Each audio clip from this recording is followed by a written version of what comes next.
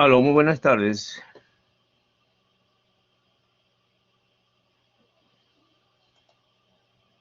¿Me escuchan? Se le escucha, doctor. Buenas tardes.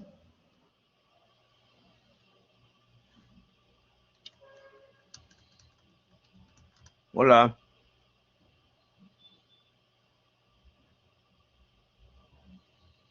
Buenas tardes, doctor. Sí se lo Se le escucha. escucha, doctor.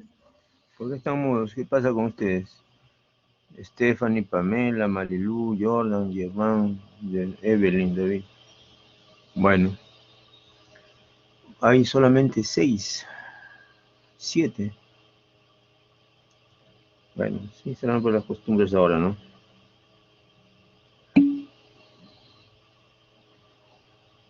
Vamos a tomar una foto.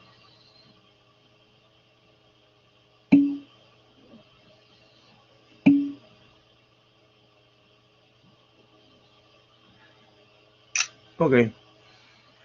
Bien, el día de hoy vamos a empezar con la clase de patología vascular cerebral.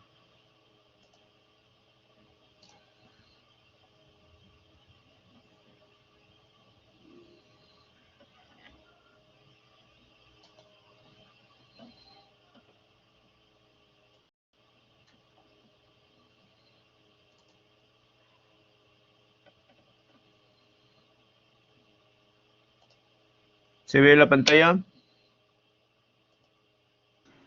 Sí, doctor. Se lo ve. Buenas tardes. Ok. Buenas tardes, gracias. Empezamos entonces con patología vascular neuroquirúrgica. Muy bien. Patología vascular neuroquirúrgica significa que vamos a revisar acá en esta clase toda la patología que tiene, la más importante, que tiene relación con las arterias y venas, sangrado, dentro de la caja craneana. ¿Ya? Aquí en este slide se ve, el momento que se está clipando un aneurisma, ven ustedes un aspirador, tratando de limpiar el espacio. Acá está el clip, está el portaclip, el aplicador, y está comprimiendo el cuello de un aneurisma, que es esta dilatación, ya en el valle siliano. Una de las más importantes, digamos, cartas de presentación de las hemorragias intracerebrales es la hemorragia subaracnoidea espontánea. Tiene que ser llamada así, hemorragia subaracnoidea espontánea. Vamos a ver por qué. Aquí en esta diapositiva le muestro al doctor Donald Morote Rebolledo, que es de Caballero. El doctor Donald Morote, mi maestro, mi mentor, mi segundo padre. Persona que me orientó en la neurocirugía hace 40 años. Bueno, el colega acá ve, está acariciando una criatura en su consultorio. Una criatura que para nosotros era el afecto y el amor que le tenía a la neurocirugía. La neurocirugía vascular en el Hospital Rebagliati se hace desde el año 60. Desde el año 60. El doctor Morote, el doctor Locke, el doctor Salazar, el doctor Sánchez fueron pioneros. Yo particularmente he trabajado con el doctor Sánchez, el doctor Morote. Ya no tuve la suerte de trabajar con el doctor Salazar ni el doctor Locke. Ya ellos se fueron a trabajar a otras áreas, otros hospitales de Lima. Desde el año 92, del año 62, 1962, se operan aneurismas y para eso se tiene el apoyo de la NeuroUCI, que en esos años, en el año 62, se llamaba unidad de control, que era la unidad de enfermería de recuperación, de donde se podía tener a los pacientes con ventiladores. Todavía no había los criterios de neurointensivismo, sino era una manera general de levantar, de mejorar la circulación cerebral, ventiladores, hacer líneas arteriales, ¿no? De forma bastante, digamos, empeñosa, pues, ¿no? Desde el año 62, desde el año 99 ya se funciona como unidad de cirugía vascular cerebral. Pero es necesario entender que a partir del 80, cuando entramos nosotros de residentes, ya cambió el mundo a desarrollar el neurointensivismo como rama del intensivismo general, de la unidad de cuidados intensivos. Entonces, aprendimos a intubar, aprendimos a hacer línea arterial, aprendimos a hacer Swan-Ganz, a hacer todas las terapias invasivas que hay y a manejar a los pacientes con hipertensión endocraniana con criterios ya de neurointensivismo americanos, con presión intracerebral, monitoreo de PIC, Aparte que ya tuvimos el apoyo de la tomografía y después de la resonancia, que cambió totalmente nuestra manera de evaluar y seguir los casos. Teníamos angiógrafo en la UCI, entonces podíamos hacer arteriografía a las 24 horas del día. Y nuestras enfermeras están especializadas en manejo de cuidado intensivo. Entonces realmente cambió todo. El doctor Morote, como ustedes se van acá dictando una conferencia en un congreso de neurocirugía, a mí particularmente me regaló esta tesis, ¿no? Es su tesis doctoral. Con esta, el doctor Morote, por San Marcos, hizo su tesis doctoral donde plantea la cirugía de los aneurismas saculares y malformaciones arteriovenosas cerebrales en 100 pacientes, 50-50. Fue del año 74, como ven ustedes ahí. En ese año el doctor recibe su título de doctor en medicina con esta tesis. Una tesis muy interesante, bastante bonita, sobre lo que hizo desde que ingresó en el 62 hasta el 74. Posteriormente hizo mucho más, que yo recuerdo desde el 83 que empecé a trabajar con él, 81 para adelante, ¿no?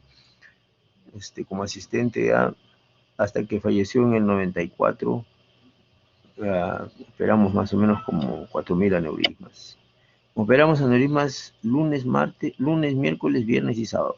Era obligación. Esos 4 días teníamos aneurismas. Operamos como locos. Eran operaciones bastante frecuentes, aneurismas cerebrales.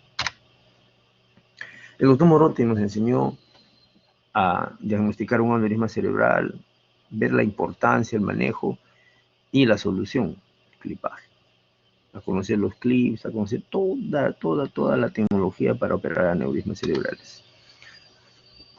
Eso quiere decir, como les dije, que debemos entender que uno de los aspectos más fundamentales de la patología vascular cerebral es la hemorragia subaracnoidea. ¿Y qué es una hemorragia subaracnoidea espontánea? Debemos diferenciar de la traumática. ¿Por qué? Porque la hemorragia subaracnoidea espontánea es la salida de sangre al espacio subaracnoideo sin traumatismo, sin trauma cráneoencefálico. Es espontáneo. Entonces es una salida súbita y cuando supera los 50 mililitros no se puede compensar y entonces el paciente tiene cambios bruscos en la relación presión-volumen y el paciente pues se pone mal. Y si es un sangrado mayor, incluso puede morir. Por encima de 150 es fatal, ya muere el paciente. Entonces, ¿qué es ustedes ven es un dibujo, ¿no? Del espacio, donde se ve la bóveda craneal en el hueso, la dura madre, el espacio subdural, la aracnoides, ¿no? La pía y los vasos que transcurren en el espacio subaracnoideo. Y este espacio subaracnoideo está lleno de líquido cefalorraquídeo. Entonces ven ustedes acá la corteza, el espacio perivascular, los vasos que van en el espacio subaracnoideo. Y ese espacio subaracnoideo que está lleno de agua, cuando se llena de sangre, en la tomografía que ven ustedes acá al costado, se pinta blanca. ¿Por qué? Porque es hiperdensa. ¿Y por qué es hiperdensa? Porque tiene hemoglobina, y en la hemoglobina está el pigmento heme, el fierro. Está el fierro. Entonces, por eso es hiperdenso. Claro que no llega a la densidad del calcio, pues del hueso, como ven ustedes acá, ¿no? Tremenda densidad del calcio blanca. Pero si hay sangre, entonces tienen que tener ojo avisor para detectar cambios. Si hay sangre en las cisternas basales, en la cisterna silviana, pedacito de sangre acá. O sea, aprenden ustedes a detectar la sangre en una tomografía. Es algo importante porque hasta antes de la llegada de la tomografía, la sospecha de una hemorragia subaracnoidea espontánea era por cefalea, cuadro clínico, etc. Y había que hacer arteriografía para hacer el diagnóstico. O hacer punción lumbar.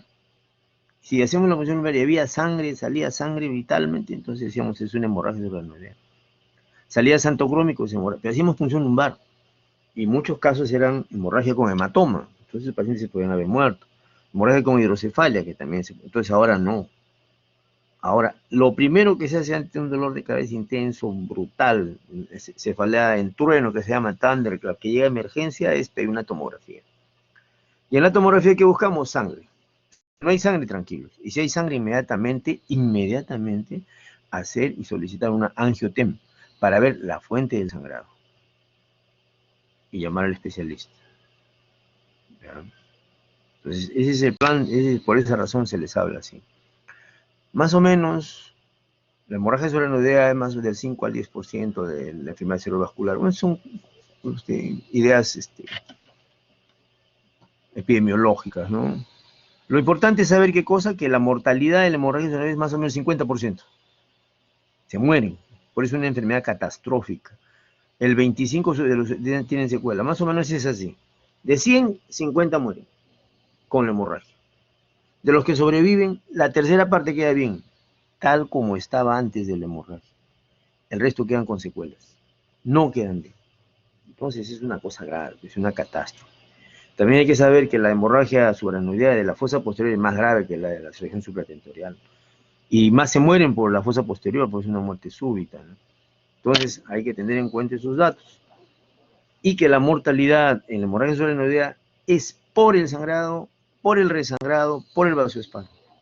Eso básicamente mata al paciente. ¿Ya? Entonces tenemos que en nuestra ciudad más o menos es de 6 por 100.000, más o menos en América Latina se ha calculado que sea así, 6 por 100.000. Es importante que los pacientes son jóvenes. La mitad de los pacientes tienen menores de 55 años, son gente joven. La mitad de los pacientes mueren al mes.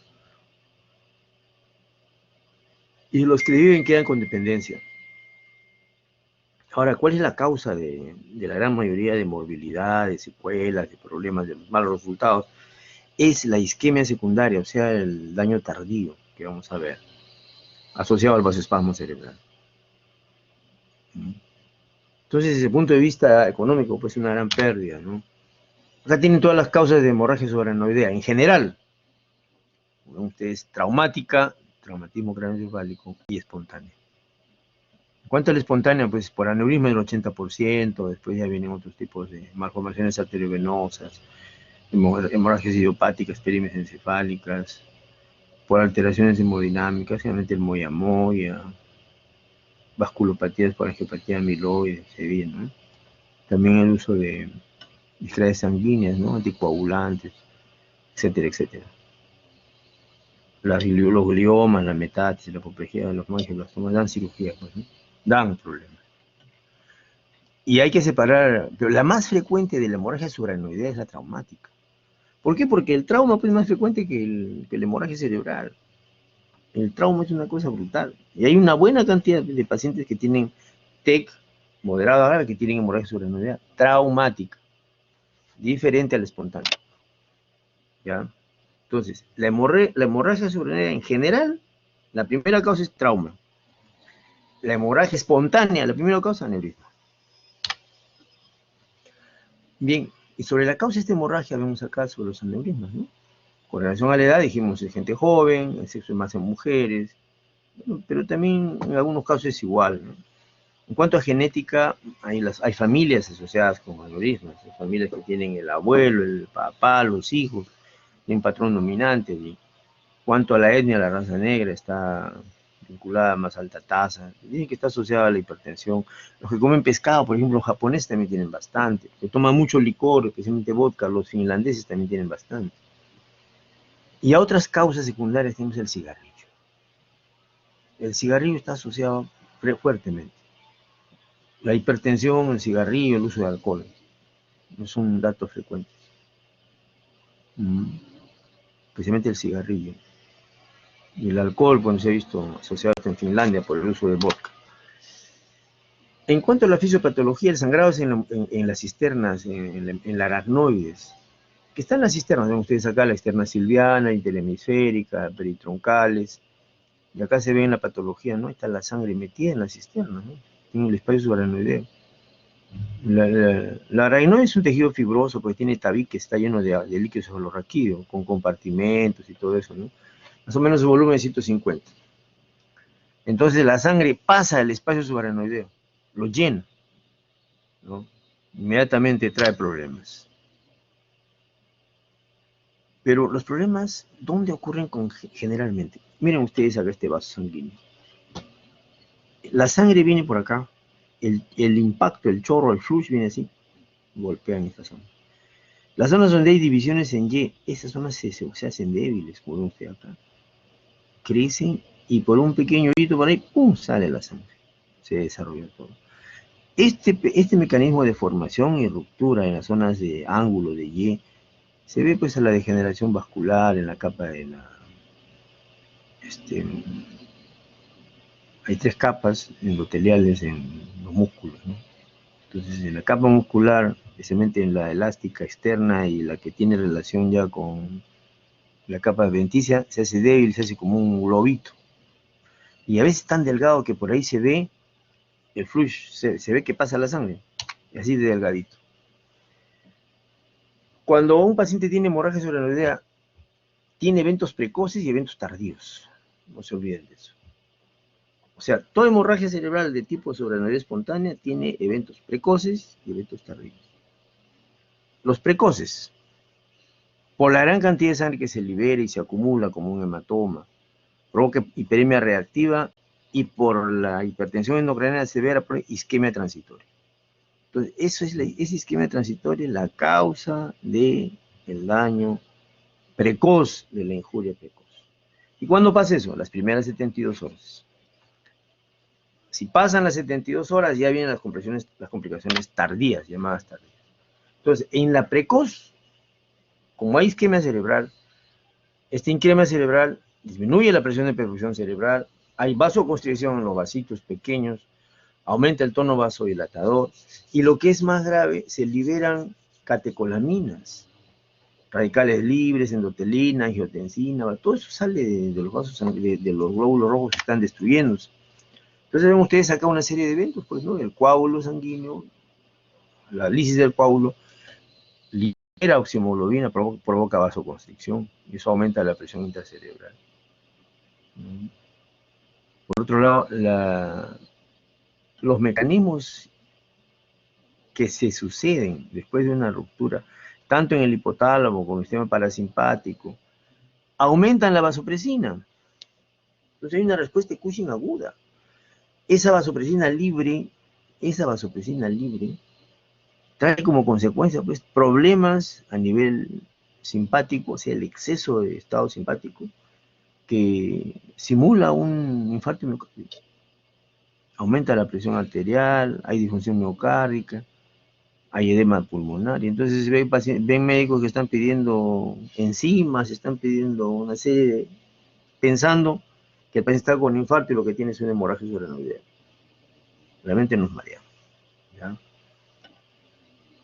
Y obviamente la isquemia global que estamos mencionando es secundaria pues a la falla de energía, ¿no? Trastornos iónicos. Estos propios de la hemorragia. Tienen ustedes más o menos un dibujo, sí, idealizado, de un aneurisma en el polígono de Willis, ¿no?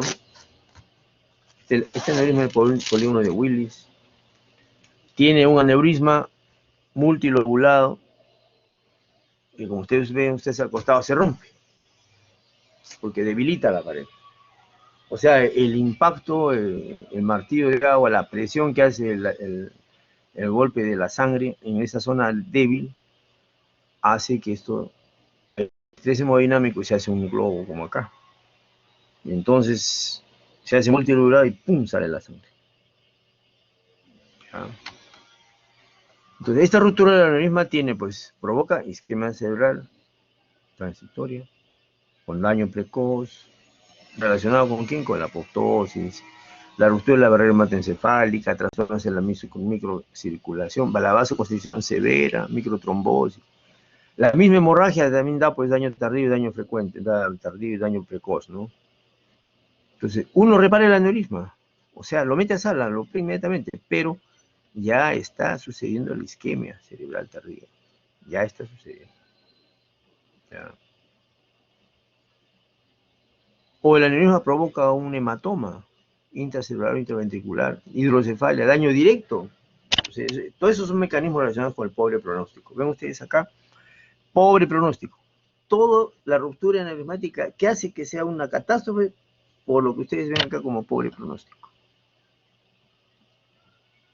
No es de juego. Una hemorragia subaracnoidea espontánea por aneurisma es grave. ¿Y cómo es el cuadro clínico de la hemorragia subaracnoidea espontánea? Pues tiene una hemorragia pequeña, llamada centinela, que va presentándose en forma larvada.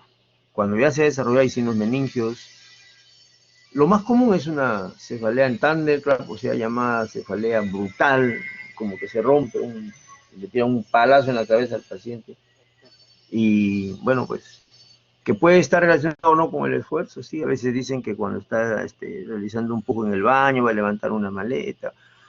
Tuvimos el caso de hemorragia en un médico que en un almuerzo, una comida, le pasó un arrocito, creo, a la tráquea, y estaba constantemente tosiendo, y estaba haciendo valsalva, hasta que una ¡paz! Se rompió un aneurisma. Increíble. Pero así pasa, pues, estaba haciendo bastante fuerza, bastante presión negativa, ¿no? Y clínicamente el paciente tiene fotofobia, vómito, náuseas. A veces tiene estado de conciencia alterado, que lo puede llevar incluso al coma. Si le hacemos un de ojo, en algunos casos vemos el terzo, o sea, hemorragia vialoidea, ¿no? A veces hay convulsiones cuando hay laceración cerebral por el mecanismo de sangrado, cuando está trayendo coágulo, ¿no? Entonces, irrita el coágulo y da convulsiones. Pero miren ustedes, todo esto que es tan florido, cefalea intensa, de reconocimiento, náuseas, vómitos, es inaceptable que por una ligereza eh, en emergencia, donde van a estar ustedes dentro de poco como internos, de un par de años, Dios mediante, es inaceptable que se le diga que tiene estrés, este, angustia, ansiedad, pánico y demás diagnósticos disparatados relacionados con la estructura mental. No tiene nada que hacer. O sea, no se puede confundir y es frecuente ese error. Este ha venido 2, 3 veces de emergencia, en caso de tener hasta 4 veces, y le dieron de alta como que, como síndrome ansioso depresivo. Tengo que olvidarse de eso, por favor, para siempre. En repaso a los síntomas, ven cefalea intensa, pierde conocimiento, vómito, náusea, hipertensión. Es curioso, los enfermos que tienen hemorragia hacen fiebre, sin infección hacen fiebre. Leucocitosis también hacen fiebre, también se encuentra. A veces focalizan, a veces convulsionan, o vienen rígidos, no pueden mover el cuello, están con rigidez de nuca. Hemos tenido casos. Y esa gravedad de los síntomas, ¿cómo los uniformizamos? Bien sencillo. Le aplicamos el Hannig-Hess, o sea, la clasificación de Hannig-Hess ve la severidad de la hemorragia. ¿Cuándo es uno? Cuando tiene cefalea leve, tiene ligera rigidez de nuca. Y está sintomático, tranquilo. Está de lo más normal. Es uno. Cuando tiene cefalea más o menos moderada, hay rigidez de nuca, o algún nervio comprometido, nervio craneal comprometido, ya es 2. Hannig-Hess 2. Cuando tiene una leve paresia, está letargado, está confuso, es un 3. Hannig-Hess 3. Estos 3 Hannig-Hess en general tienen un score de Glados mayor de 13. Y son pacientes que son considerados como enfermos, digamos, de bajo grado. O sea, 1, 2, 3 bajo grado. Pero si ustedes ven un grado 4 en Hannig-Hess, está estuporoso, descerebrando, con rigidez de nuca severa, está corticando, entonces ya cambia la cosa. Y si encuentran el grado 5 ya está en coma profundo y está prácticamente moribundo. O sea, con descerebración brusca y moribundo. Y es un grado 5. Esos 4 y 5 se llaman de alto grado. No se operan por inmediato. Hay que optimizar su estado neurológico, que sea un 3 o 2 para operarlo. No se operan así, de frente, no, momentito. Ya.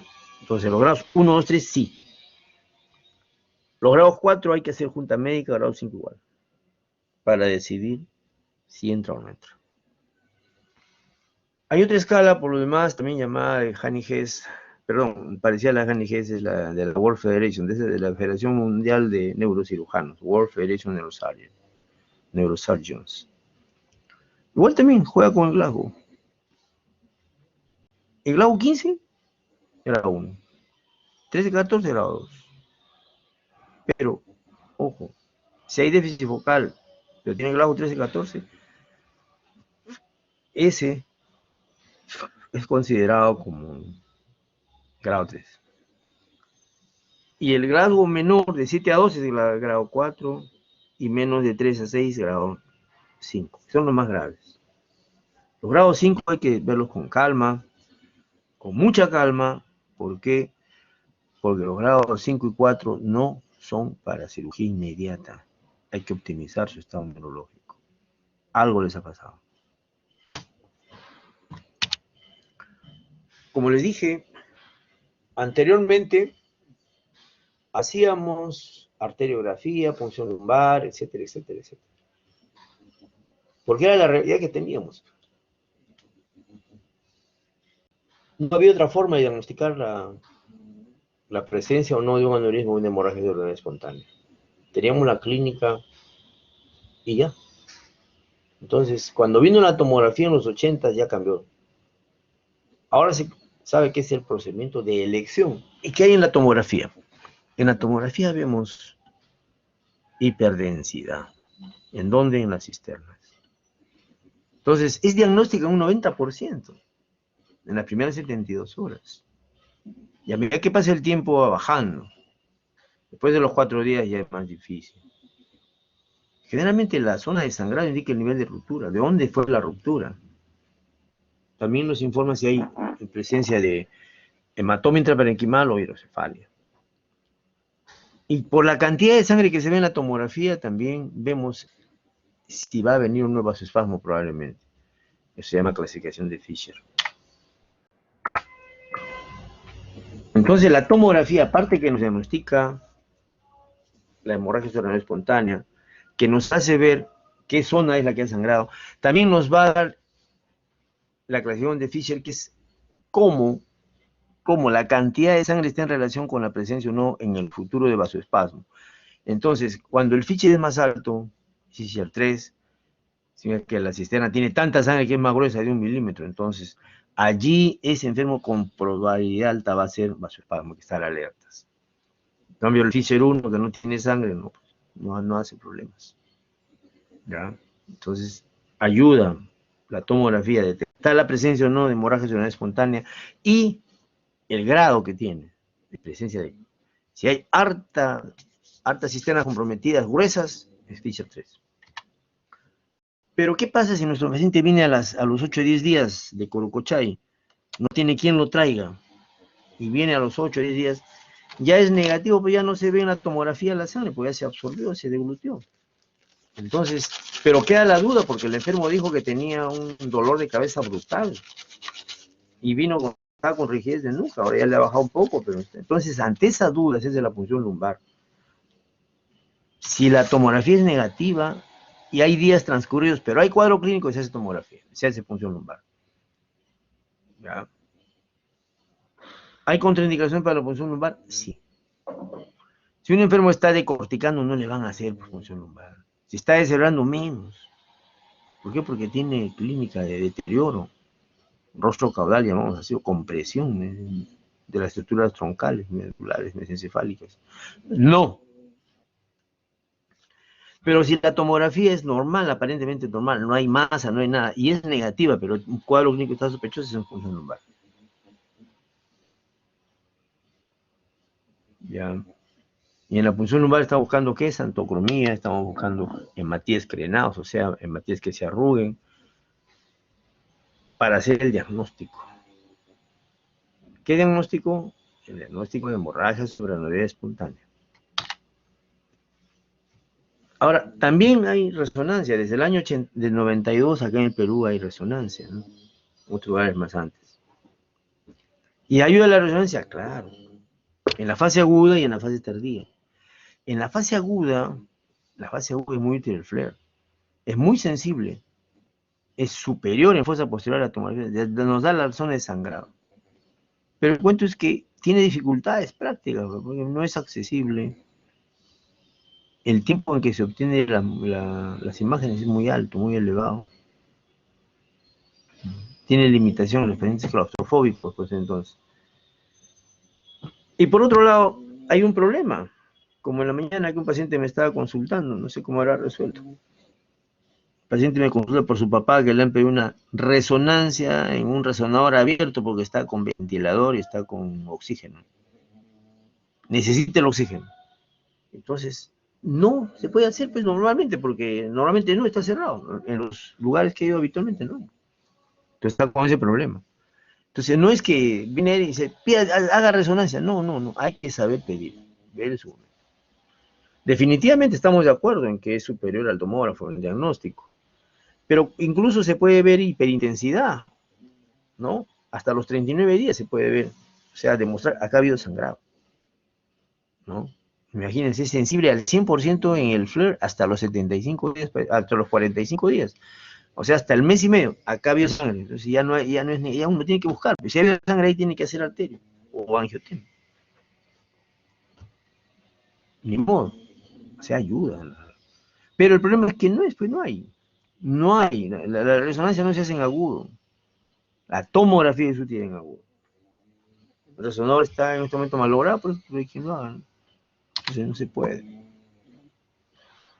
Ahora, estos medios auxiliares dan diagnóstico, son limitados, hay errores, sí.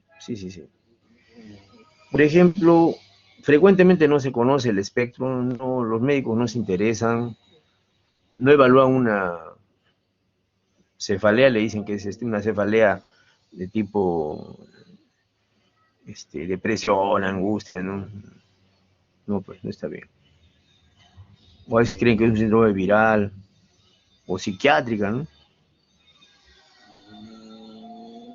Bueno, hay que estar tras de eso. A veces uno, por ejemplo, cree que ha sido la caída y no piensa que primero ha sido el síncope, o sea, la hemorragia, y como entrarse por la hemorragia se ha caído. No, dice, no, se ha caído. No es el TEC secundario.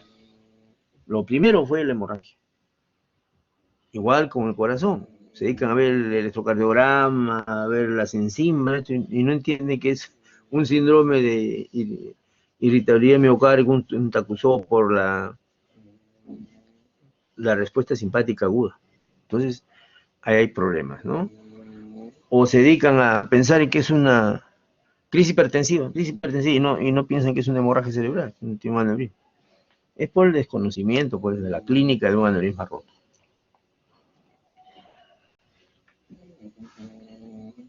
Eso en general. En cuanto al tomógrafo, es menos sensible cada vez que pase el tiempo, pues. Si hay poco sangrado, también es negativo. O sea, tiene sus fallas. Y al hacer la punción lumbar también tenemos problemas, claro, hay punciones lumbares traumáticas. Le punzan, le hacen un traumatismo y quienes piensan que es una hemorragia cerebral y no tiene nada. Entonces hay que analizar, ¿no? El diagnóstico de la causa de la hemorragia cerebral espontánea la hacemos pues con la angiografía. O sea, se hace la arteriografía, la angiografía. La angiografía en 3D, es la que tenemos actualmente en el hospital, ¿no? O sea, diagnosticamos la hemorragia por la tomografía y inmediatamente hacemos la arteria. Y acá ven ustedes, acá una arteria, donde se ve el aneurisma antes y después acá ha sido coileado. Le han colocado coil. Acá tiene una arteriografía por sustracción digital donde se ve el aneurisma. Tremendo aneurisma, ¿no? ¿Se dan cuenta?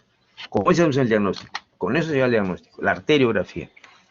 La arteriografía nos da el diagnóstico.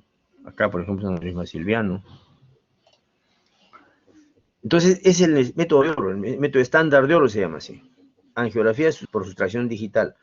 Diagnostica hasta aneurisma de 3 milímetros, chiquititos. Entonces, útil para planificar el tratamiento. Es necesario, por ejemplo, acá nosotros podemos pensar que es un tumor de hipófisis. Perfectamente, un error muy frecuente. Que hace efecto de masa porque está en hidrocefalia temporal, pero no. Si hacemos la arteria vemos que es un aneurisma. Moraleja, entonces, hay que hacer siempre a todo paciente que tenga tumor de hipófisis su tomografía. Encontramos ahí patología vascular. ¡Ay, carajo! Acá tienen ustedes un paquete donde se ve la tomografía con sangre en las cisternas, sospecha de sangrado, la arteriografía y esta preciosa concepción en 3D donde se ve que es multilobulado, está dibujado prácticamente ahí todo el plano para operar. ¿Ya? Pero no hay que olvidar que con la tomografía nosotros hacemos la angiotomografía y operamos. ¿Cómo hacemos así? El paciente viene en la noche, emergencia, y en emergencia el médico de guardia piensa que es un aneurisma roto y le pide su tomografía. Y en la tomografía sale positivo.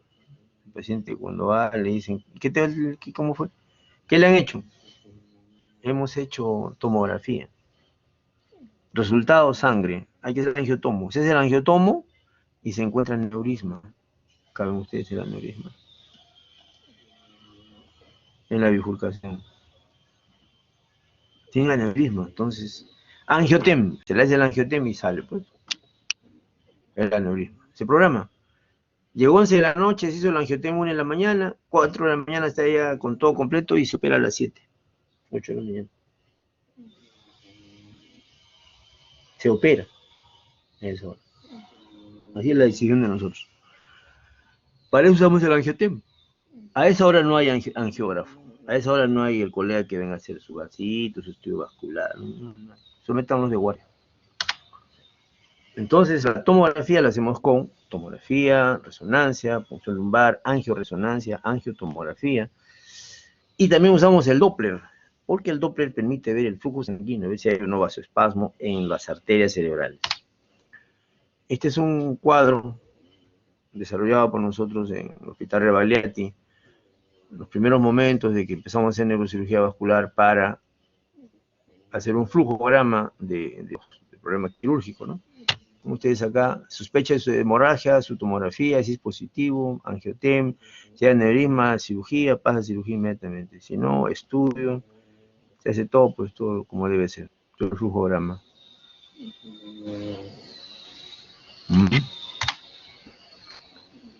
De la hemorragia subaracnoidea, ¿hay condiciones neurológicas asociadas a la muerte? Sí. No se olviden nunca que la hemorragia recurrente o el resangrado es alta muerte, hidrocefalia, alta muerte. El vasoespasmo, 27% de muertos. Son lo más frecuentes. Son condiciones asociadas a la muerte en el paciente después de una hemorragia subaracnoidea. Resangrado, vasoespasmo, hidrocefalia. Resangrado, vasoespasmo, hidrocefalia. Y médicamente, ¿cuáles son las complicaciones más frecuentes? Las respiratorias, las endocrinológicas, secreción inadecuada, hiponatremia, hacen hiponatremia. Hay hemorragia digestiva llamada úlcera de Kurland, le llaman, que sangra a los pacientes por el estado hipersimpático que tiene. Y es de resaltar la presencia de trastornos cardíacos que hacen simular, o el residente o el internista piensan, o el intensivista piensa que se trate pues de un infarto de miocardio. ¿Por qué? Por la isquemia, por la gran descarga de catecolaminas. Hay el síndrome de Takotsubo, así se llama Takotsubo. O sea, una cardiomiopatía por estrés simpático. Es igualito a un infarto, ¿eh? El intensivista más pintado se equivoca. Está pidiendo ahí, ¿cómo se llama? Enzimas cardíacas, etcétera, que se normalicen y no hay infarto. Entonces, tenemos que clasificar de ese punto de vista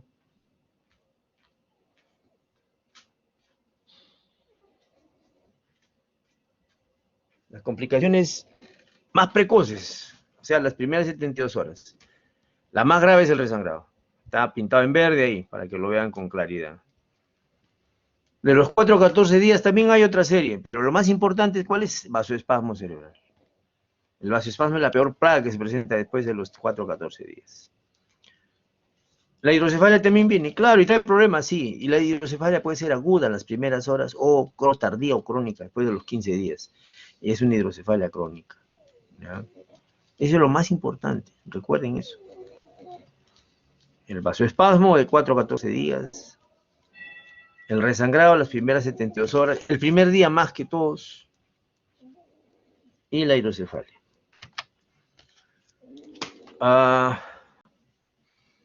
¿Hay indicaciones para tratamiento médico? Sí. Claro, hay que hacer tratamiento médico apenas llegue el paciente para condicionar sus causas, ¿no?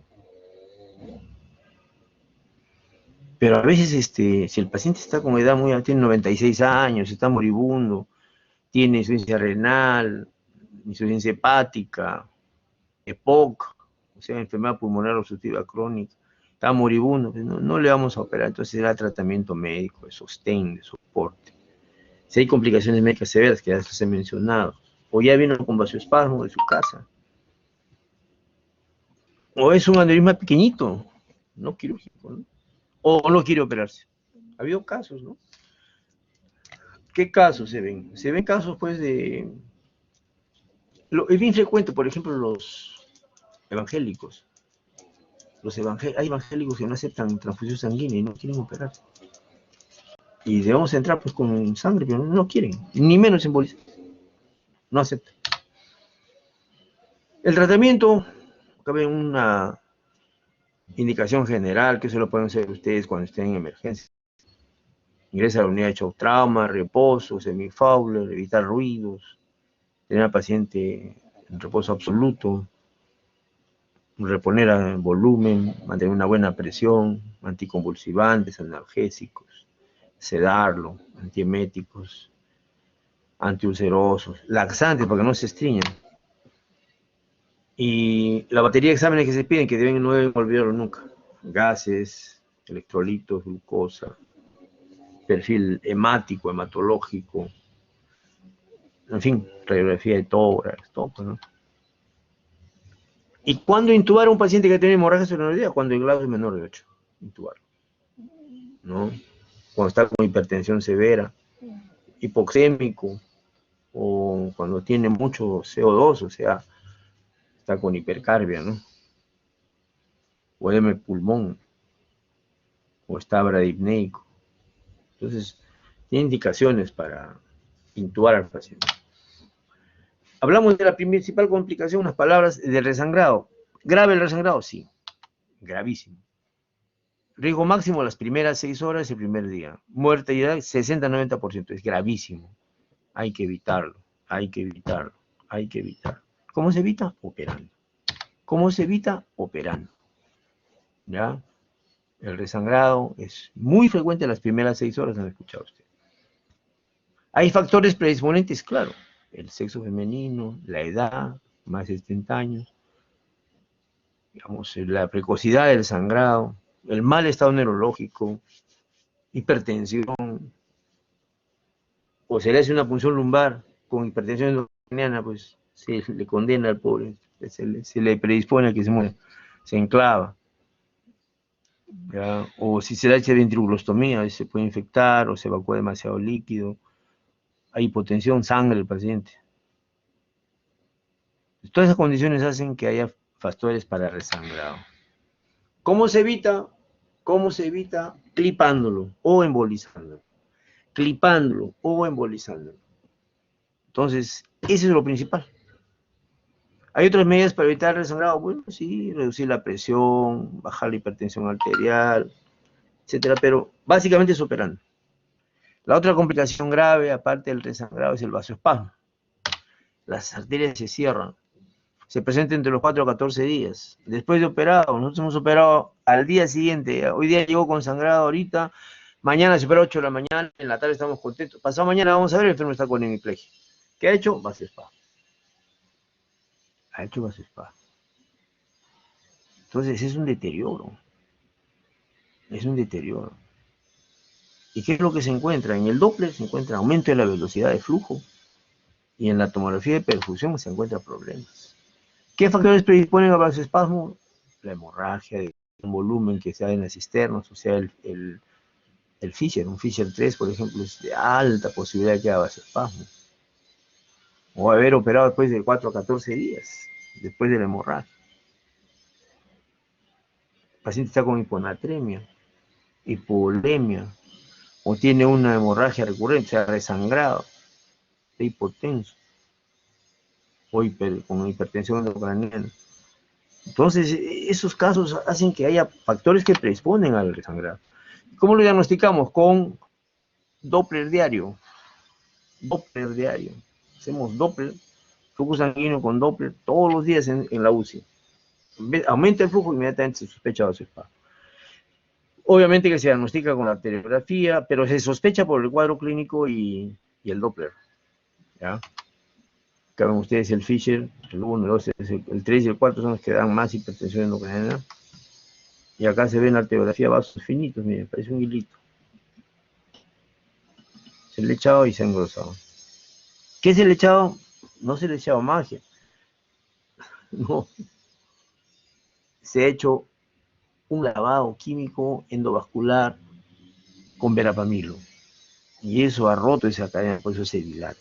Entonces el tratamiento actual con nosotros es la terapia hiperdinámica y la terapia endovascular con verapamilo. O sea, lo que se llama angioplastía farmacológica con verapamilo para el vasoespasmo. ¿Ya? Hablamos de hidrocefalia, que es frecuente también, puede ser aguda en las primeras horas, por un coágulo en el tercer ventrículo, en el cuarto ventrículo, en fin, si hay una hemorragia masiva de hidrocefalia. El control de la PIC necesita ventriculostomía con drenaje ventricular externo por hidrocefalia. Y la crónica, que se ve un 20%, también termina en una DBP. Hay que hacerla. No hay que estar escapando. Hay que hacerla.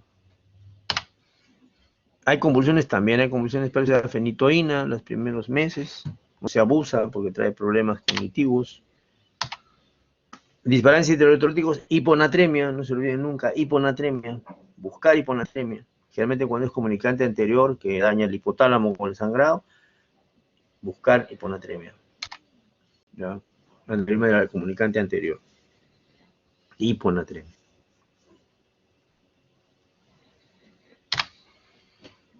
Aquí tienen algunos tipos de aneurismas, lugares más frecuentes, cerebral media, comunicante posterior, comunicante anterior. Cerebral media, comunicante anterior, comunicante posterior, más frecuentes.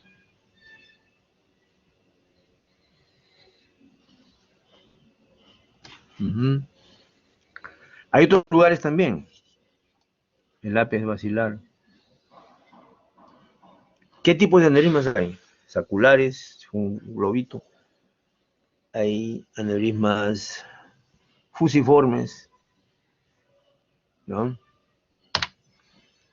Saculares, fusiformes, micóticos, disecantes. Acá tienen un sacular ustedes, provocando para cliparlo. Está con su cuello, su lomo, cuello, lomo. Entonces, por etiología, puede ser congénitos, adquiridos, disecantes, traumáticos. Por el tamaño, puede ser pequeños, medianos o gigantes. Por la forma ya hemos visto. Fusiformes, sacular. Y por el estatus, pueden ser rotos y no rotos. ¿Cómo hacemos el diagnóstico? Ya lo sabemos. Tomografía de cráneo, angiotomografía, resonancia, angioresonancia, Doppler y arteriografía cerebral. ¿Ya?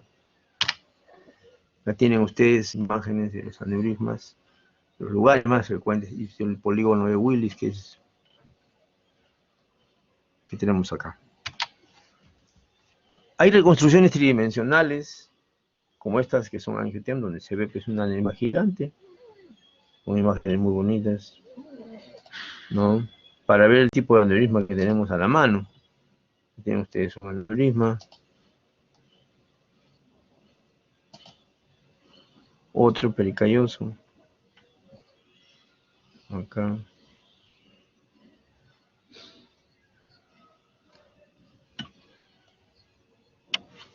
¿Para qué sirve la angiografía? Para ver el tamaño, la morfología, la localización, cómo es el cuello, si es múltiple o es único, para ver toda la circulación, si está afectada, dañada, y para hacer abordaje, sea microquirúrgico o por terapia endovascular. Para eso sirve la arteriografía. Acá tienen ustedes aneurisma en la comunicante anterior, por la localización, ven ustedes hay un sangrado en la cisterna interhemisférica anterior y comunicante anterior. Por localización no se le saca. Está el aneurisma.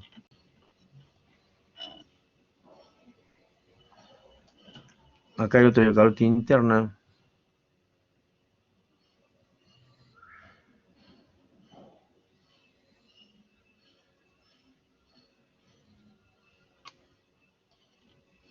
Aneurisma de la cerebral media. Esta casuística es de otros lugares. En nuestro medio es 30-30-30, por eso lo hemos puesto. Comunicante anterior 30%, carótida interna 30%, cerebral media 30% y fosa posterior los demás. Es de la casuística de Lawton. Michael Lawton es un autor americano que ha hecho un libro que se llama 7 aneurismas. Es nuestro libro de cabecera. 7 aneurismas, 7 malformaciones vasculares, 7 bypasses, ya va a publicar dentro de poco, 7 cavernomas. Ya estaba agarrando toda la patología vascular cerebral. Ese Lawton está operando con su microscopio Kinemo en este momento. Acá tienen un sangrado. El causante del sangrado acá tiene su aneurisma. Y curiosamente acá pareciera que hay otra imagen sugestiva, ¿no? Igualita, está creciendo. En espejo que llamamos. Sí, en efecto, miren, ¿no? Está creciendo eso. A ver. Entonces el tratamiento del aneurisma cerebral es con clipaje, con observación o terapia endovascular. Acá ven ustedes un hematoma, un aneurisma que se ha roto, que es este, ha hecho un coágulo, se ha identificado por arteriografía, se intravasala, y ya se le ha sacado el aneurisma, se ha clipado. ¿Cómo se clipa? Abriendo el valle silviano, puedes ir buscándolo para cliparlo. Son figuras diferentes a la realidad, pero de todos modos se inspira en lo que uno ha hecho, acá en un clip. Otra cosa es sacarlo y separarlo y mirar eso, ¿no? Es diferente. Entonces el clipaje es, vamos, una forma de tratamiento. Acá tienen ustedes un aneurisma, se ha clipado. El objetivo entonces es la completa obliteración lo más rápido posible. Ventajas, es un tratamiento durable. Se puede tratar también otra patología, por ejemplo, se puede operar un tumor de hipófisis y clipar el aneurisma, o hacer una malformación y sacar el aneurisma, etcétera, ¿no? O un meningioma y hacer el aneurisma. O sea, se puede tratar. ¿Por qué? Porque se puede hacer las dos cosas a la vez.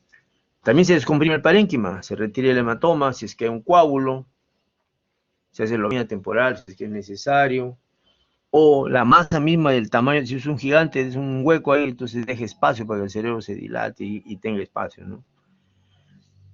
Con el tratamiento microquirúrgico llamado también cirugía directa, microquirúrgico, cirugía directa también se tiene, que se ve la anatomía, pues los vasos principales, los colaterales, perforantes. Si hay un sangrado intraoperatorio se cohíbe porque uno lo ve. ¿Ya?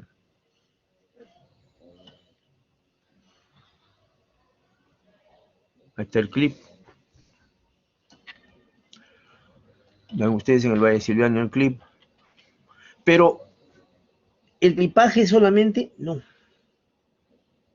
Más importante es el manejo postoperatorio para detectar el vasoespasmo, la hidrocefalia y demás complicaciones sistémicas que den mala evolución al enfermo. Entonces hay que observar, detectar, reportar, garantizar, prevenir todo ese tipo de problemas intercurrentes que traen mal. Pero hay que estar con el paciente en el postoperatorio en la UCI. Si no, va mal el caso. El otro procedimiento para los aneurismas es la terapia endovascular, o endocirugía también se llama. Hay embolización con coils, que permite entrar al vaso a través de la luz del vaso, con micro catéteres, se llega y se cierra, ¿no? Es efectivo en la fase aguda, previene el sangrado del vasoespasmo porque trata en las primeras 72 horas, ¿no? Acá tienen ustedes una imagen esquemática de lo que es un coil. Acá tienen, entra el microcatéter, suelta otro catéter y suelta un conglomerado de espiras que rellenan el saco y pues coagula, ¿no? Entonces es un coágulo. Ustedes acá, de la bifurcación basilar, un aneurisma, de la comunicante posterior igual. Pero todo se puede hacer con eso, ¿no? Hay arterias tortuosas, bien enredosas, bien... No se puede, no camina, por más que uno quiera, no avanza el catéter. Hay casos. Aquí tengo una imagen idealizada del tratamiento endovascular. Entonces, se sueltan las espiras y se cierra el saco, ¿no? Entonces, la terapia endovascular es la inserción de microfilamentos, se colocan mini balones, se ocluye la arteria proximal, etcétera, ¿no? Actualmente se usan derivadores de flujo que se llaman flow diverters y se ha aumentado bastante el eco. Ustedes acá, un aneurisma, terapia endovascular, igual. Acá tienen un pipeline, un flow diverter, o sea, diversor de flujo, se coloca y desaparece. Es interesante este último dispositivo, nuevo por fin, ha permitido avanzar. Ventajas, sí, pues sí, se trata de pacientes de bajo grado, o sea, pacientes que están gravísimos. Hay menos tiempo de anestesia, se pueden tratar múltiples aneurismas, se hacen 2, 3 a la vez. De un lado izquierdo al lado derecho, o sea, no necesitamos hacer otra craniotomía. Las complicaciones son aceptables. También se puede hacer angioplastía, o sea, la angioplastía es echar verapamilo para combatir el vasoespasmo. También se puede hacer paliativo. Se hiciera parcialmente, se saca el coágulo.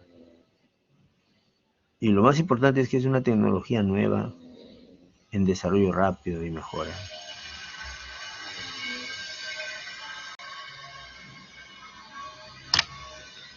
Desventajas. No se sabe cuánto dura. Es recurrente, ese es un gran problema. A veces hay hemorragias, se rompe el aneurisma, o tromboembolias. Pero lo más hay que volver a tratar y volver a tratar. Por ahí comentaban lo de Yola Polastri, que la han coileado una vez, 2, 3, las otras no han salido publicadas, solo la primera nomás. Y bueno, se necesita, pues es una cirugía bien costosa, ¿no? Pero más que eso es la curva de aprendizaje, entrenamiento y experiencia del paciente, del médico. Tiene que ser bien ducho, bien experimentado, para poder resolver problemas. Realmente, esa es la principal objeción. Muy bien, hemos hecho una revisión de los aneurismas cerebrales. ¿Alguna pregunta?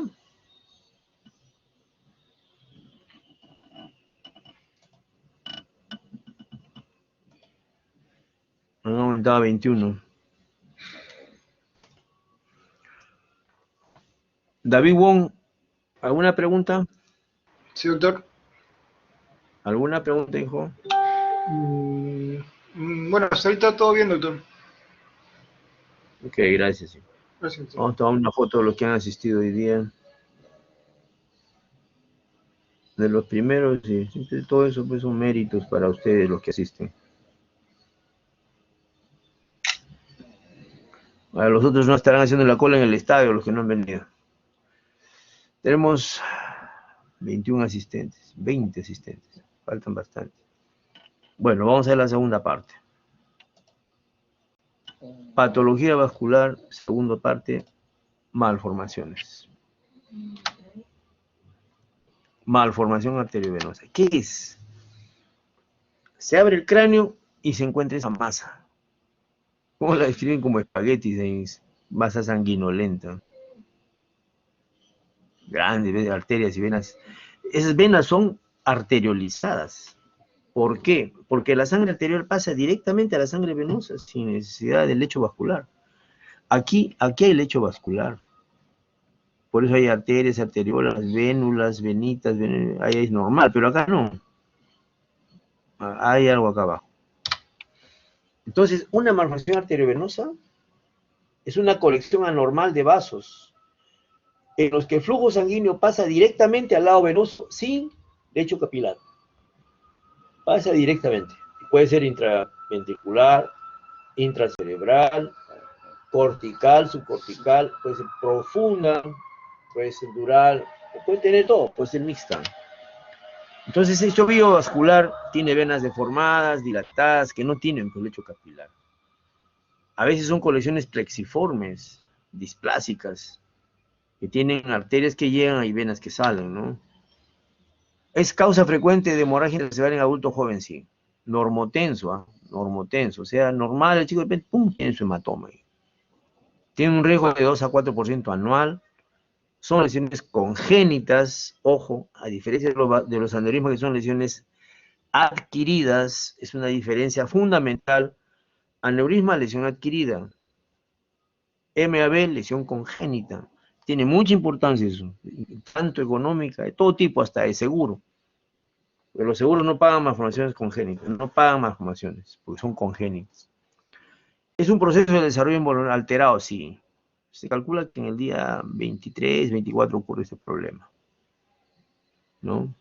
Alrededor del ovillo hay un cerebro gliótico, hay calcificaciones a veces, huellas de sangrado antiguo también. Y estos pacientes tienen un robo que también se presenta con mucha frecuencia. O sea, el tejido circundante jala la sangre, es como una esponja, provoca isquemia.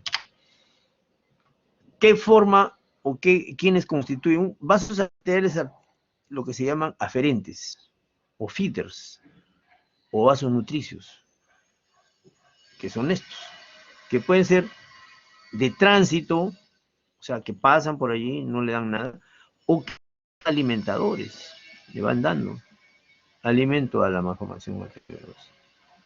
El nido, que es el conglomerado de vasos, y el drenaje venoso. Hay una vena de drenaje y un drenaje, una vena grande, que puede ser superficial o profundo. ¿Cuál es la diferencia? De que el profundo tiene más complicaciones, más movilidad, el superficial no. En base a eso, las malformaciones se clasificaron según McCormick como malformaciones arteriovenosas, angiomas cavernosos, angiomas venosos, telangiectasia capilar, fístula arteriovenosa, malformación de la vena de Galeno, malformación dural y fístulas, claro, son las clasificaciones vasculares, ¿ya? Que han quedado, pues, de cuáles usamos con mucha frecuencia: malformación arteriovenosa, angioma cavernoso, telangiectasia. Ojo, todas estas malformaciones vasculares que tienen shunt, o sea, que hay cruce de arteria-vena, tienen un nido plexiforme, un nido mixto, plexiforme fistuloso, MAB, o la fístula arteriovenosa, que puede ser única, múltiple, pedicular o multipedicular. Estas dos, la MAB y la fístula, que tienen shunt, ojo, son las que se operan. Las otras malformaciones que no tienen shunt, o sea, que no hay pase directo, son las telangiectasias, los cavernosos, eso no se toca. Las varices venosas, el angioma venoso, eso no se toca. Se ha visto que cuando se ocluyen las venas que tienen un infarto rojo, entonces no se toca, eso ni se toca, se miran. La localización de la MAB, temporal y frontal, generalmente ven ustedes acá en el lóbulo frontal, lóbulo temporal, tiene forma de una pirámide con la base en la corteza, en la superficie, y la punta hacia el centro. Es interesante saber que el 15% son profundas, o sea, el 15% son las que tienen posibilidades de no tener un buen éxito si se operan. Es por eso que hay que saber que la MAB también puede tener un aneurisma asociado, que puede ser dentro del nido o perinidal, ¿no?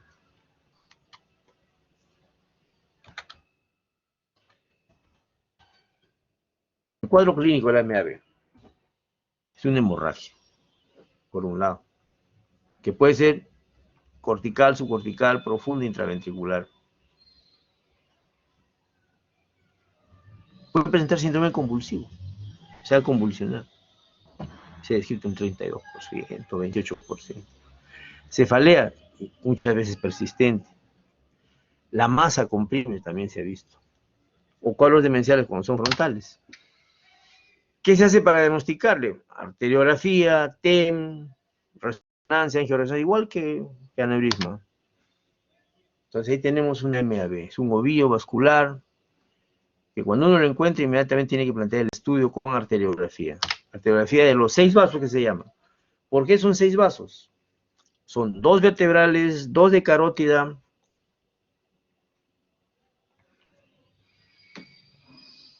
externa y 2 de carótida interna. Tiene las imágenes de malformación arteriovenosa. Ahí está la mancha con vasos aferentes, eferentes. El diagnóstico con tomografía y arteriografía nos dan pues ya tienen más imágenes de malformación arteriovenosa. Las imágenes de vacío de flujo, ¿no? Tengo manchas negras en angiotem. Acá tengo un angiotem para ver cómo es la malformación arteriovenosa. Hay estudios muy bonitos de angiotem y malformación arteriovenosa. Se ven los vasos que llegan, los vasos que nutren para poder hacer el planteamiento quirúrgico. Las malformaciones arteriovenosas han estado presentes siempre en nuestra patología, han hecho hemorragia. Debo decirles que cuando era residente joven, en los años 80, nuestras operaciones de malformación empezaban a las 8 de la mañana y terminaban al día siguiente. Eran recontra largas. Operamos y todo. Hasta el año 86, que el doctor Spessler y Martin, porque son 2 personas diferentes, hicieron la clasificación, utilizando el tamaño, el área elocuente y el drenaje venoso, y los puntos que se ganan con eso. Si tiene menos de 3, tiene un punto, si tiene de 3 a 6, 2 puntos, si tiene más de 6, 3 puntos. Si es elocuente, 1 punto, si no es elocuente, 0, si es drenaje venoso profundo, 1, si es superficial, 0. ¿Cuáles son elocuentes? La corteza sensorial motora, corteza visual, la corteza motora, la corteza sensorial, la corteza visual, la corteza del lenguaje, el área de Broca, los núcleos profundos, el hipotálamo, el tálamo, el tronco encefálico, los núcleos cerebelosos. Son áreas elocuentes. Y eso es para que veamos a cuáles hay que operar y a cuáles no. Aquí tiene un esquema de lo que es grado 1, por ejemplo. Solo tiene 1. Tamaño. Grado 2 ya tiene 2. Tamaño, elocuencia. Grado 3 tiene tamaño, elocuencia, o sea, 2 puntos. Y drenaje venoso. Entonces ya se van combinando diferentes niveles de combinación. Ya. Este grado 1 y grado 2, ven ustedes acá, grado 1 y grado 2, son las que tienen gran éxito quirúrgico. El doctor Roberto de los Heros, nos he comentado, cuando salió la clasificación de Spessler y se aplicó en su trabajo, decía, pues que si hubiera conocido en el año 80, no voy a operar al paciente fulano que quedó con paraplegia, monoplegia, que le ha valorado su estadística. Sí, pues. Allá en Estados Unidos son muy sinceros con sus resultados, ¿no? Cuando tienen un mal resultado es para bajar la cara de vergüenza. No es como acá que todo fresco, no pasa nada. Tienen ustedes la clase B, que es el grado 3. Diferentes combinaciones para el grado 3, miren.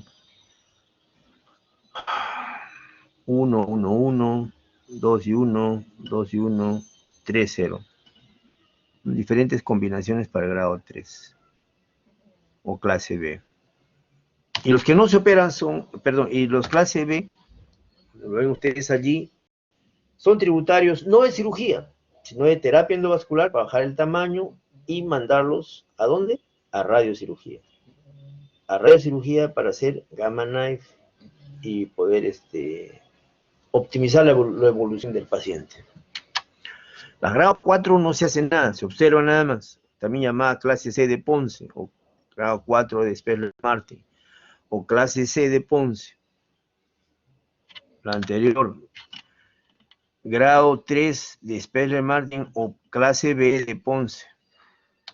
El anterior, grado 1 y 2 de Spessler-Martin o clase A de Ponce. Eso es de clase A, B y C, ¿no? En el caso de ustedes, los aneurismas, las malformaciones arteriovenosas grado 4 y 5, no se operan, no se tocan por el mal resultado.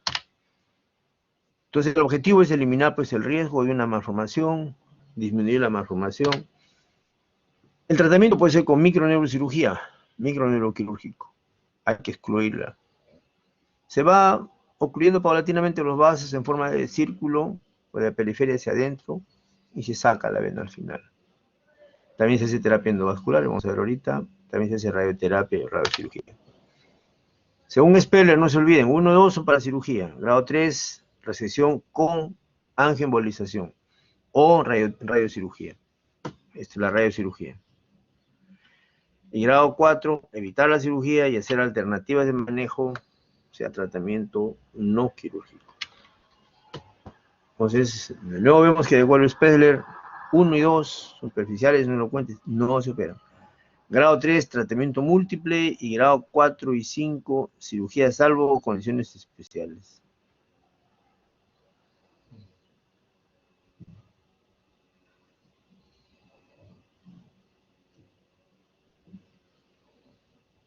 No contesta. Bien. Las grado 4 y 5,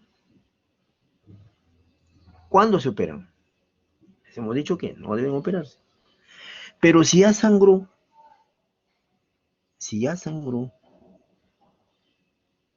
y el paciente está hemipléjico por el sangrado, entonces se puede operar y se saca. Hay algunos casos, ¿no? Que hacer una junta médica, evaluar bien el caso y plantear cirugía. Pero a un paciente que está caminando, que está conversando, que se desenvuelve, que tiene un carnoso 100, o sea, es paciente totalmente independiente, no se le ofrece una cirugía para que termine en silla de ruedas, pues, o para que camine con bastón por la pleje que va a quedar. No, no se hace. Ese es el objetivo del Speller-Martin. Y ha funcionado. Todos nuestros pacientes pasan a junta médica, los sábados se hace junta médica y se califica. Bueno, esa es la técnica operatoria. Ustedes acá, este es el trabajo del Lawton que les expliqué antes. Había de aneurismas, ahora de malformaciones.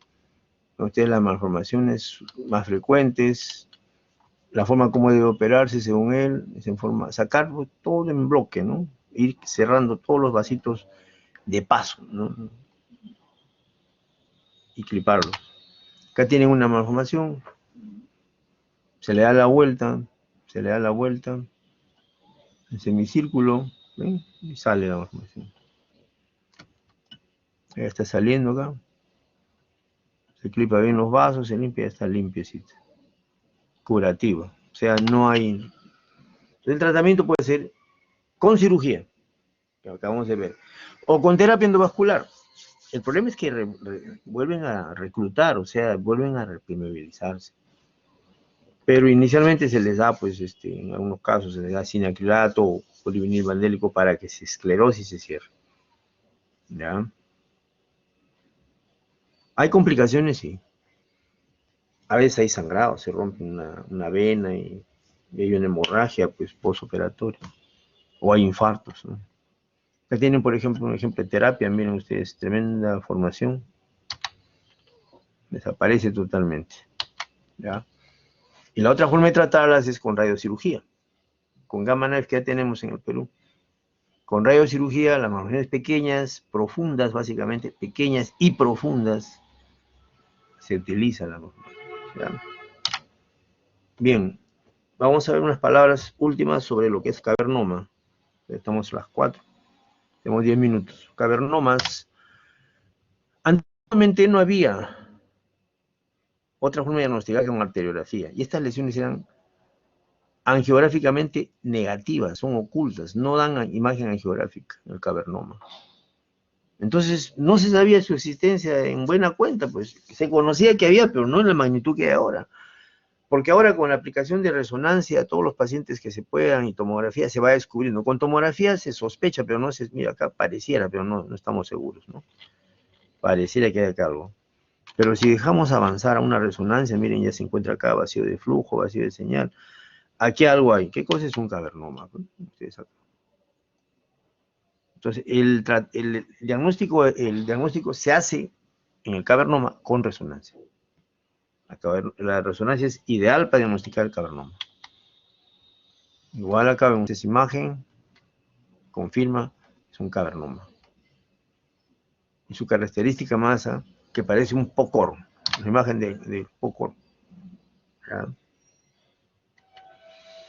Ahí está un cavernoma, ven ustedes, es una orden de bajo flujo, angiográficamente oculta. Ustedes hacen arterio y sale negativo. Se presenta en todo el sistema nervioso central, es bien frecuente. Son capilares dilatados con cavernas, ven ustedes acá las cavernas, sale como una bolsa en forma de mora, una mora. Epidemiológicamente se presenta con convulsiones tercera o cuarta década de la vida, a veces familiar, a veces no. Son más supratentoriales, casi un 75% son supratentoriales y también hay fosa posterior, una pequeña cantidad, donde en el tallo cerebral y en la médula espinal. Entonces, dentro de poco sale el cuarto libro de Lawton que se llama Angiomas cavernosos. El primero fue aneurismas, el segundo malformaciones, el tercero bypass y el cuarto va a ser angiomas cavernosos. En cualquier momento sale. Los angiomas cavernosos tienen una gran localización, pues frontal, temporal, parietal, occipital, muy frecuentes, casi un 80%. También hay en médula y en tallo cerebral. ¿Qué clínica dan? Dan cefalea, de acuerdo a la ubicación, al tamaño, puede dar masa, pues, ¿no? Van convulsiones, básicamente. Uno lo detecta por la convulsión. Buena cantidad son asintomáticos y lo que es un hallazgo. Un tratamiento de observación y darle su anticonvulsivante.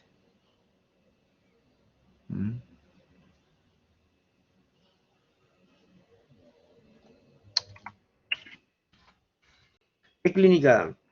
Convulsiones, cefalea, ustedes acá, hemorragia. Hemorragia. O un hallazgoma, o sea, incidentaloma, incidental. En tomografía es inespecífica. Se ven calcificaciones. No se puede saber así, pero en resonancia sí. En resonancia sí. El gol estándar es la resonancia. ¿Ya? Da una sensibilidad al 100%.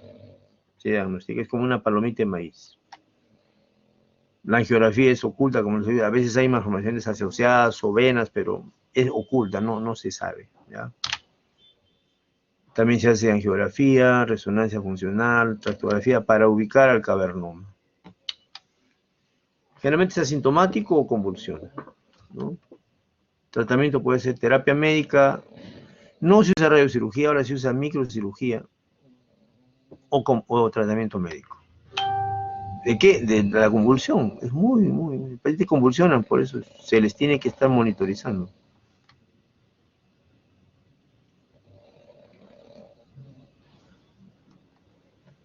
Entonces, ¿cuándo operar un cavernoma? Cuando tiene efecto de masa, cuando ha tenido muchas hemorragias, cuando hay convulsiones refractarias. Entonces hay que esperar. Hay forma de sacarlo. Hay que cuidar el postoperatorio, estar atentos a que no haya hematoma. Y dos palabras para el cavernoma de tronco, que es una parte bien importante. El cavernoma de tronco aparece y al paciente lo seda, o sea, lo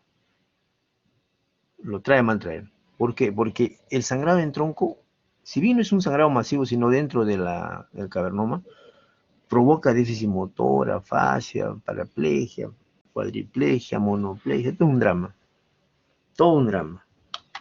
Entonces, hay que estar tras de ellos, justamente forma parte del libro de Lawton, para ver cómo sacarlos, cuándo sacarlos y por qué sacarlos. Hay que tener un punto medular. Entonces, el cavernoma, cómo se saca. Son muy críticas, ¿no? Pueden ser únicos o múltiples. Como conclusión, esta malformación del cavernoma ha sido poco estudiada. Con resonancia se le diagnostica cada vez más ahora. Con una buena técnica quirúrgica se saca bonito y no pasa nada. Sobre la radiocirugía en el cavernoma, les voy a contar una cosa que nos pasó.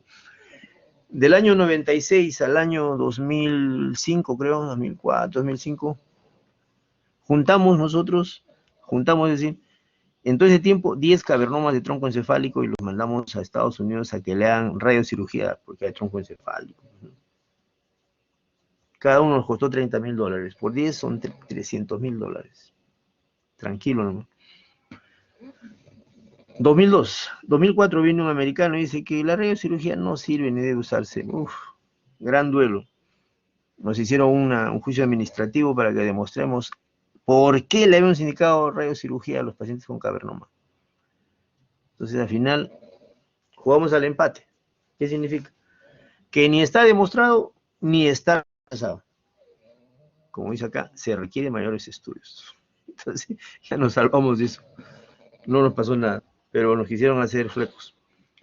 Resulta que hace 2 años en China hicieron una publicación. Nosotros dijimos 10 casitos, ¿no? 310 casos, 310 cavernomas de tronco juntados en China. 310 cavernomas de tronco. Una barbaridad. Una barbaridad. Bien. Entonces se requieren más estudios para eso. Se concluyó en los chinos que no era igual. O sea, no es ni sí ni no. No se usa. Ah, bueno, nuestro jefe que nos pedía así. Trabajemos, trabajemos, trabajemos. Ok, preguntas.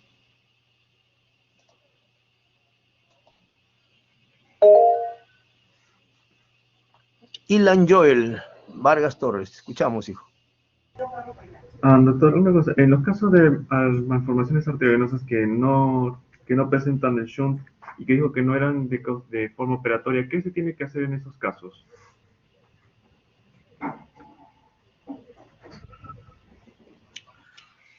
A ver, un segundo. Uy, ¿qué pasó? Desaparecieron. Un segundito, hijo, un segundito.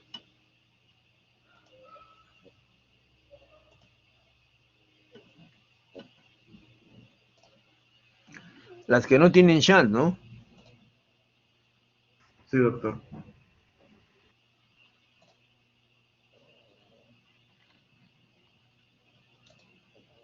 Vamos a ver.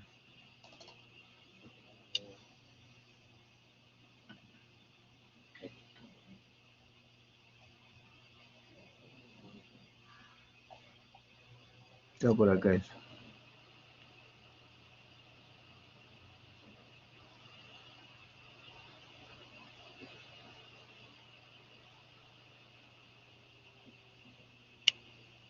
Acá está eso.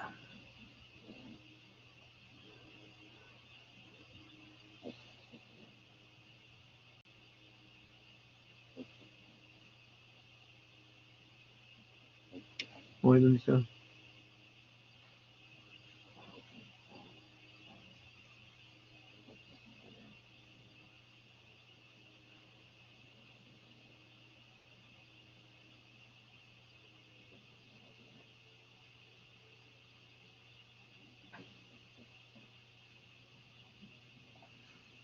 Se refiere a las telangiectasias.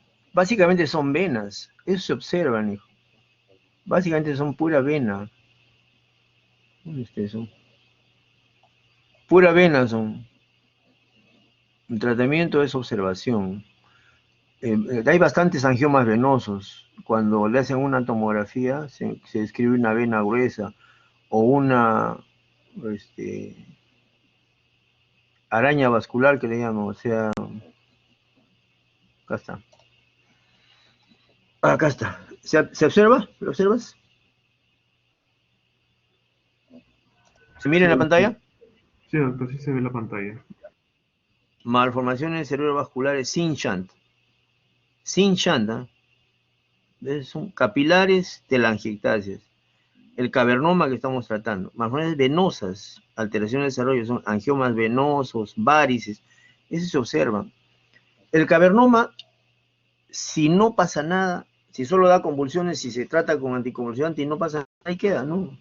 Se observa nomás. Cuando empieza a crecer, que ha habido casos, no sé por qué, pero crece. Empiezan a sangrar dentro y crecen. Hemos operado uno que creció del tamaño de un huevo de gallina, grandazo. Creció hacia el tálamo, tenemos que sacarlo. pero generalmente son venosas, como ves tú. Todas son venosas. No tienen shunt. En cambio, las que tienen shunt, o sea, hay paso directo de la arteria a la vena. Entonces, esas sí se hinchan. Esas hay que operar porque se rompen. Dan hemorragia. En cambio, estas no. Yo no he visto ninguna malformación venosa que sangre. Se ve que son exageradamente impresionantes. El tomografista o el de la resonancia le describe al paciente un angioma venoso con 5 patitas. Eso se observa. ¿Sabes que cuando da síntomas? Cuando el paciente se altera, se agita, se pone nervioso, se pone angustiado, hay más flujo vascular y entonces se injurgita, jala más sangre. El tratamiento es que se calma, se echa un baño de agua helada y se le pasa todo. Eso no se operan. Cuando nosotros tocamos las venas, la tendencia a hacer hemorragias es mayor. Y ha habido en los años 60, cuando querían operar los angiomas venosos, hemorragias brutales. Tanto que nunca más se han puesto a operar eso. O sea, los angiomas venosos, las telangiectasias, las varices venosas, eso no se toca. Se mira nomás, ¿ya? Observación es el tratamiento. ¿De acuerdo?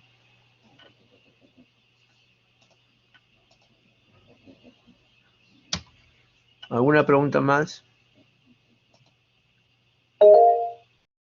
Claudia, te escucho.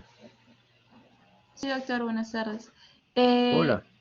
En cuanto, doctora, digamos, síntomas o signos que nos deberían de llamar la atención, ¿no? Como de alerta frente a un aneurisma o tal vez malformación arteriovenosa que, digamos, está creciendo, ¿no? O es grave. ¿Cuáles serían, pues, no? ¿Y en qué casos se podría? La malformación no crece, hija. La malformación tú naces con eso. ¿Y en el Na- aneurisma?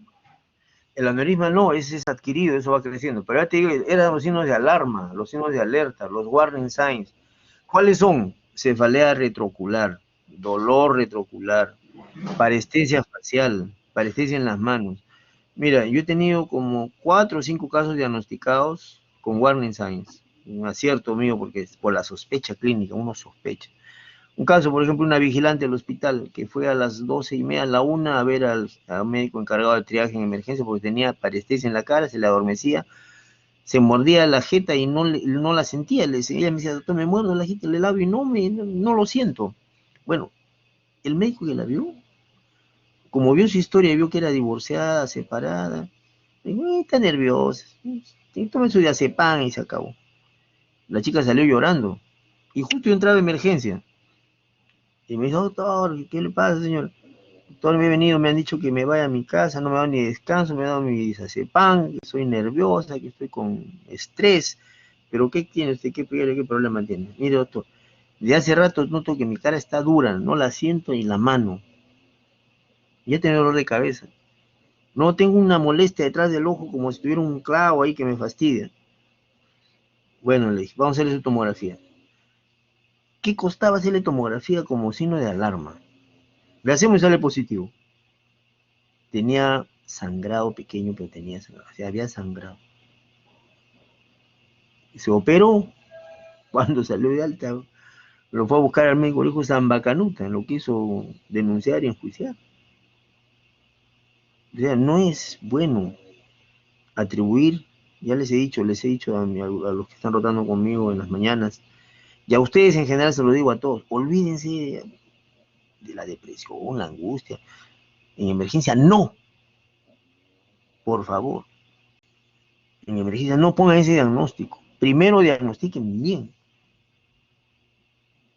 Su obligación es detectarlo todo, buscar, indagar, preguntar. Dolor de cabeza, es hipertensa, cigarrillo, licor, obesidad, diabetes, parientes con sangrado, parientes con aneurisma.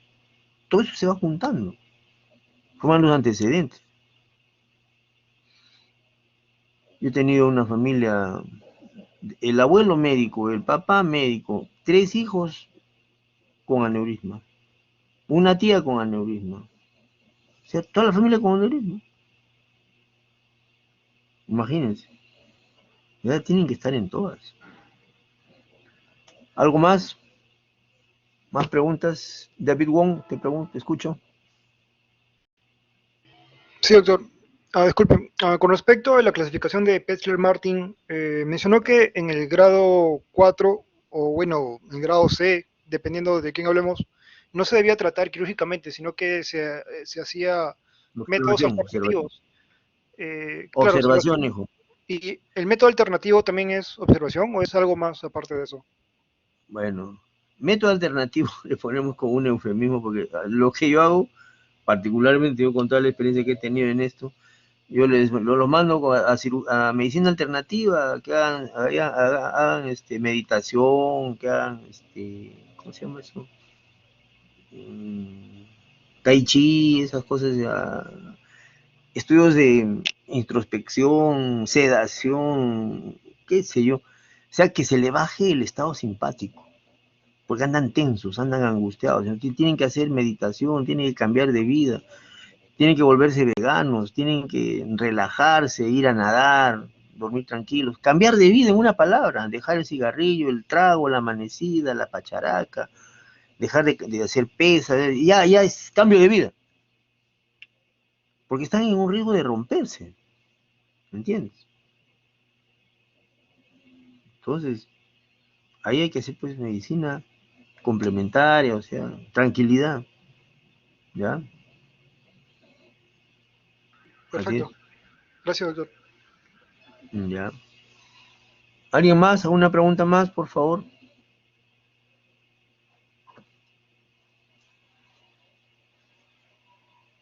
Bien. Ok, entonces, ¿cómo se llama la delegada, por favor, del grupo? Mandó un mensaje. A ver. ¿Saben ustedes? No. Pues la última vez que pregunté me dijeron que no tenían delegada.